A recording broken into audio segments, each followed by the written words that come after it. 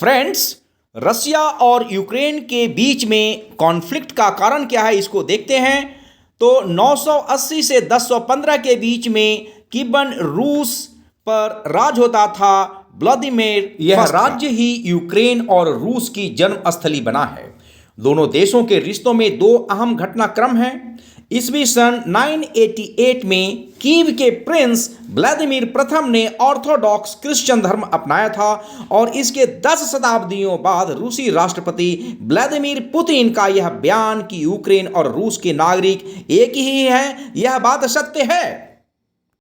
USSR के विघटन के बाद, कोलैप्स के बाद 1991 में यह डिक्लेयर कर दिया गया 24 अगस्त 1991 को कि यूक्रेन ऑफिशियली एक इंडिपेंडेंट कंट्री है। फिर भी इसके बावजूद ऐसा क्यों किया गया? Friends, geographically Ukraine is connected with Crimea by land और क्रीमिया रसिया से डायरेक्टली लैंड से कनेक्टेड नहीं है। उसके बीच में एक स्ट्रेट आता है जिसे बोलते हैं कर्च, KERCH, और क्रीमिया के just above sea of Azov है और उसके नीचे ब्लैक सी है। रूस, यूक्रेन और बेलारूस का जन्म लगभग एक समय ही हुआ। एज यू नो, 1917 में रूस जार के शासन से आज़ाद हुआ था और 1922 में रूस के साथ यूएसएसआर का सदस्य देश बना यूक्रेन। मंगोलिया के चंगेज खां 13th सेंचुरी में यूक्रेन पे अपना राज्य किया, जिससे मुसलमानों की यहाँ पे संख्या बढ़ी है। 7 मई 1927 को रूस की महारानी कैथोलिक प्रथम ने भी इस पे अपना राज किया। ई ससुरा ओजिमेंडियस जैसा दिखने वाला यह स्टालिन 1930 में इन्होंने जो है अकाल क्रिएट किया, फमाइन क्रिएट किया, फूड प्रोडक्शन इन्होंने जो है इतना कम करवा दिया जिससे कि मुसलमानों को यूक्रेन से बाहर जाने के लिए विवश होना पड़ा और रशियन स्पीकिंग पीपल को इन्होंने इन्फ्लक्स कराया, वहाँ अंदर करवाए। 1954 में एक समझौते के बाद रूस ने क्रीमिया यूक्रेन को सौंपा। यूक्रेन एक पेनिनसुलर पार्ट रहा है।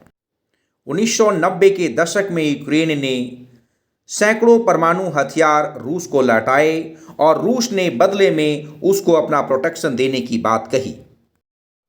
रसिया 2014 में क्रीमिया पेनिनसुला पर अपना कब्जा जमा लिया। अंततः रसिया अपने मोटिव में सक्सेस हुआ। डोनेट्स्क में 100% रशियन स्पीकिंग पीपल हैं यूक्रेन में और लुगांस्क में 75% रशियन स्पीकिंग पीपल हैं। देख रहे हैं कि खार्किव वहाँ का एक बड़ा ही पोज एरिया है जहाँ पे अटैक चलते जा रहा है। आगे आप देखें दूसरे जगह पे कि यहाँ पे सेपरेटिस्ट ज़्यादा मात्रा में हैं ईस्ट साइड में। ये रशिया का पहले से ही ये उनका एक थॉट रहा है।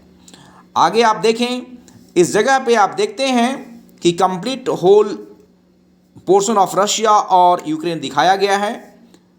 डनाइपर रिवर यूक्रेन का पार्ट रहा है।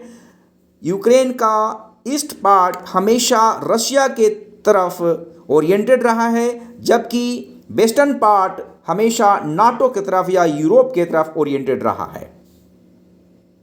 रेड एरिया के अंदर में फायरिंग चलते जा रहा है।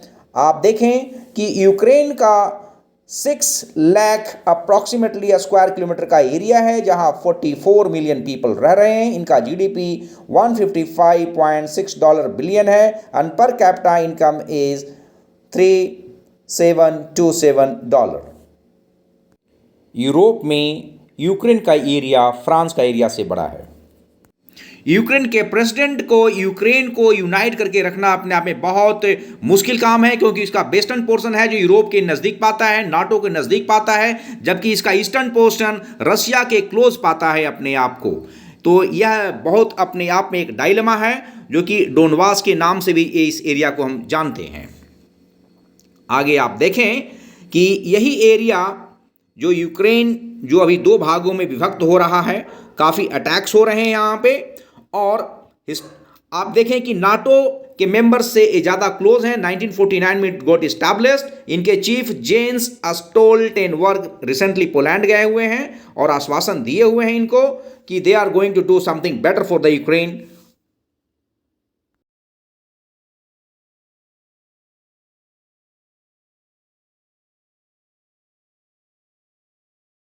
यूक्रेन के चेरनोबिल में 1986 में सबसे बड़ा एटॉमिक सेंटर था वहाँ पे यह ब्लास्ट इफेक्ट हुआ है। उसके बाद यहाँ पे जो गैस लाइन की जो पाइप, पेट्रोलियम पाइप है, उसके बाद अभी रिसेंटली रशिया ने अटैक कर दिया है, जो कि उनका एक मोटिव है उनको हासिल करना। 1991 16 जुलाई को इन लोगों ने पहली बार स्वतंत्रता दिवस मनाया, बट ऑफिशियली जो है अगस्त के महीने मनाया गया है। यहाँ पे देख रहे हैं सबसे हेवी वेट का एरोप्लेन बनाया गया है यूक्रेन के अंदर में। यहाँ के लोगों की लाइफस्टाइल बहुत ही बेहतरीन है अपने जगह पे। यूक्रेनी रिवनिया यहाँ की करेंसी है और भाषा यूक्रेनियाई है। यहाँ पे देख रहे हैं कि लोग जो है टैंक के रास्ते को रोके हुए हैं, उस पर चढ़ करके आगे काफी मजबूत इरादे वाले व्यक्ति हैं जिन्होंने रोकने का यह प्रयास किया हुआ है।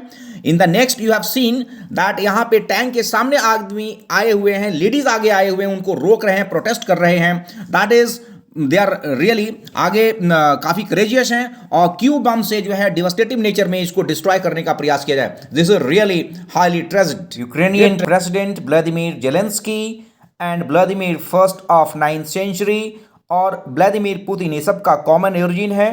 रियली जेलेंस्की बहुत ही कमिटेड एंड डिटर्मिन्ड पर्सनैलिटी हैं। ही इज फाइटिंग ब्रेवली, 73% से इन्होंने जीता हुआ है। यूनाइटेड नेशन सिक्योरिटी काउंसिल में भारत का बयान रखे हैं इन्होंने। हे इज ए परमानेंट प्रतिनिधि हैं जो TS शिवमूर्ति। इन्होंने बोला है कि neighbouring country should come forward to help Ukraine, और यूक्रेन ने अराउंड 50 एयरक्राफ्ट को जो है डिवास्टेट किया हुआ है। Canada is also coming forward, help करने के लिए आ रहे हैं। बाकी NATO कंट्रीज भी कमिंग फॉरवर्ड। रशिया को सोचना चाहिए कि इतना ज़्यादा ज्यादती नहीं करनी चाहिए, एंड पेट्रोल बम की हेल्प से जो है इनके रशिया के बहुत सारे टैंक को इन्होंने तबाह करने का प्रयास कर रहे हैं। तो they are determined enough to do it, और शायद हो सकता है ये कामयाब भी अपनी मोटिव में हो जाएं। Thank you for watching.